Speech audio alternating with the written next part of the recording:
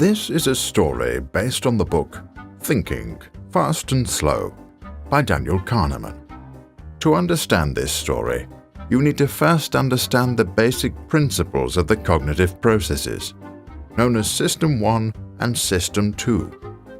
Don't worry, it's not rocket science, just neuroscience. If you'd like to take this time to catch up on the history of neuroscience, we can wait.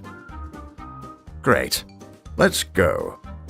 So the idea is that System 1 is known as the automatic system. This is because it acts without conscious effort, like running away when you see a ghost.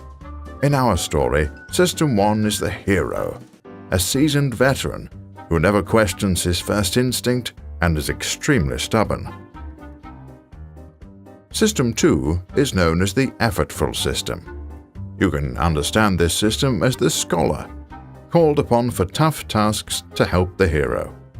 Though he is intelligent, his actions require a lot of mental effort, and at times he can be a bit lazy.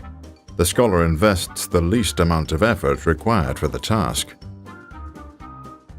All the same, the scholar comes to the rescue of the hero and helps to keep him organized. He also acts according to the hero's belief system. The relationship between the two systems is mutually beneficial.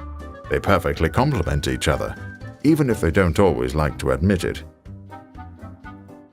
Now that we're all brain surgeons, let's get started.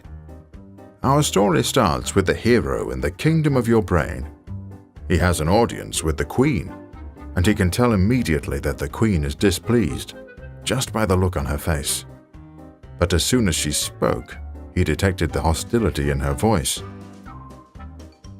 System 1 creates automatic responses to things we have encountered before in the world.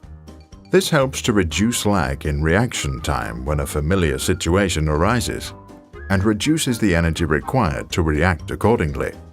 The hero knows from experience that when the queen is displeased, it is better to listen. As it turns out, you have an important test this week. There are whispers in the frontal lobe section of the court. The prefrontal cortex passes a note to System 2. The note reminds the court that it is an entrance exam for college. Anyhow, it is causing stress to your body and mind. The kingdom is in disarray.